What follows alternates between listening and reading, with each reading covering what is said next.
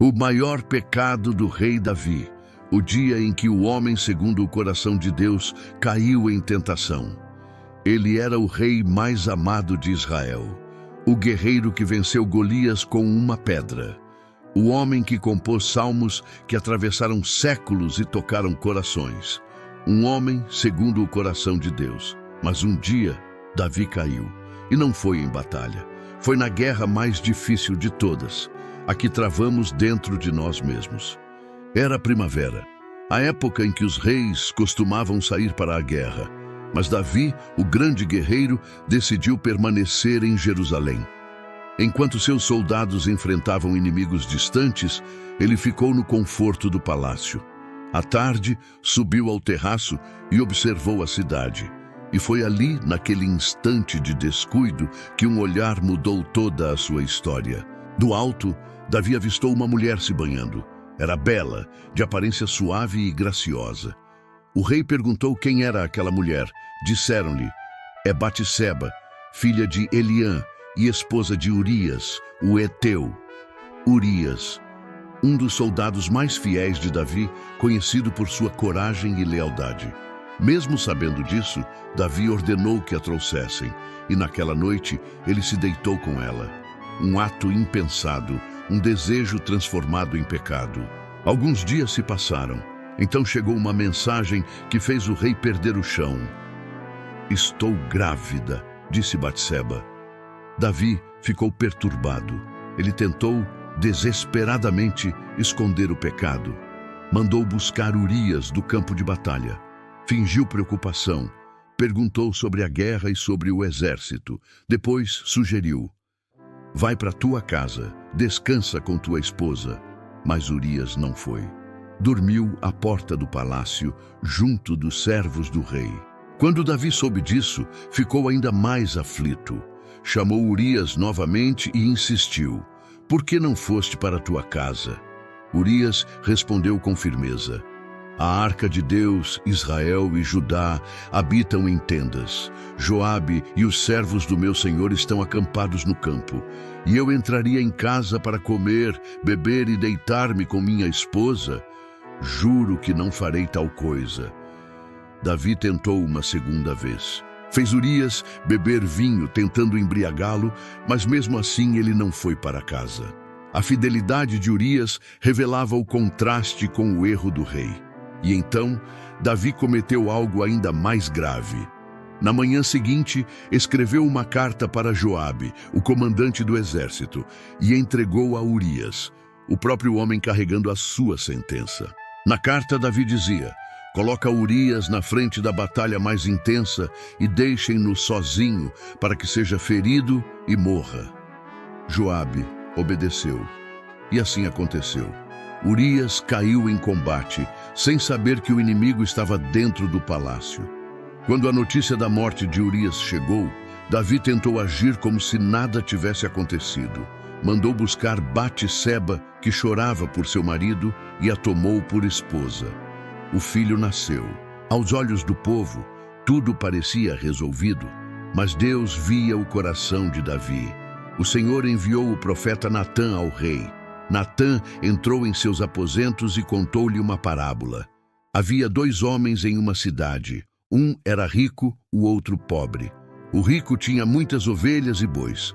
O pobre tinha apenas uma pequena cordeira, que ele havia criado e que comia do seu prato, bebia do seu copo e dormia em seus braços, como uma filha.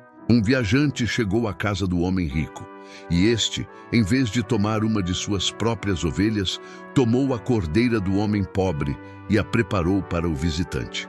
Davi ouviu a história e se enfureceu. Esse homem merece a morte e pagará 4 vezes o valor da ovelha, porque não teve compaixão. Então Natã o encarou e disse as palavras que ecoaram como um trovão: tu és este homem, Davi. Naquele instante, o rei se viu despido de toda a glória, de todo o poder.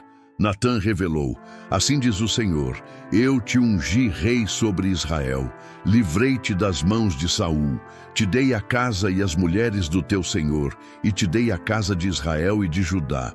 E se isso fosse pouco, eu teria te dado ainda mais. Por que então desprezaste a palavra do Senhor, fazendo o que é mal diante de seus olhos? Davi sentiu o peso do pecado.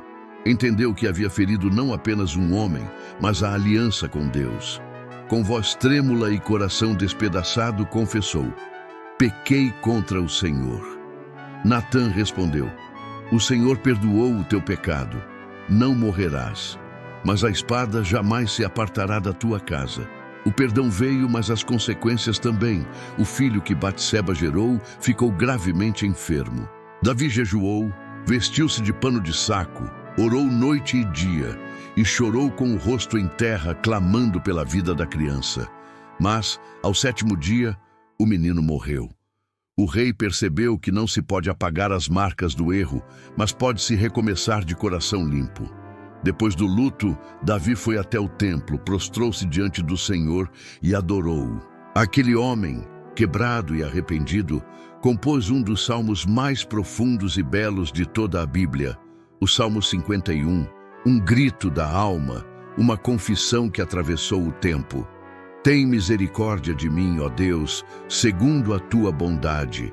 Apaga as minhas transgressões, segundo a tua grande misericórdia. Lava-me completamente da minha iniquidade e purifica-me do meu pecado. Porque eu conheço as minhas transgressões, e o meu pecado está sempre diante de mim. Cria em mim, ó Deus, um coração puro, e renova dentro de mim um espírito reto. Essas palavras não vieram de um rei poderoso, mas de um homem quebrantado. Um homem que aprendeu que nenhum trono, riqueza ou vitória é suficiente quando o coração se afasta de Deus. Davi entendeu que seu maior inimigo nunca foi Golias, nem os filisteus, nem Saul.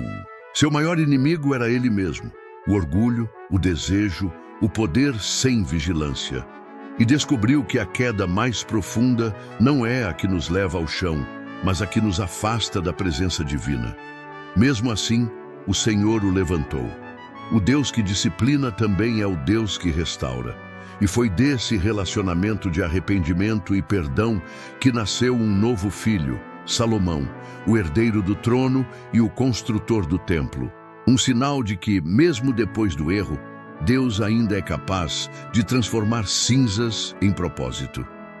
O maior pecado de Davi não foi apenas o adultério, nem o assassinato. Foi acreditar por um instante que podia esconder algo de Deus. Mas Davi nos ensina que não existe pecado tão grande que o arrependimento sincero não possa ser alcançado pela graça. No final de sua vida, ele entendeu que a verdadeira força não está na espada, nem na coroa, mas em um coração quebrantado diante do Criador. E é por isso que, séculos depois, ele ainda é lembrado não como o homem que pecou, mas como o homem segundo o coração de Deus, não por ser perfeito, mas por se arrepender profundamente. Que essa história nos lembre: os gigantes externos podem ser vencidos com pedras, mas os gigantes internos só caem quando nos rendemos ao amor e à misericórdia de Deus.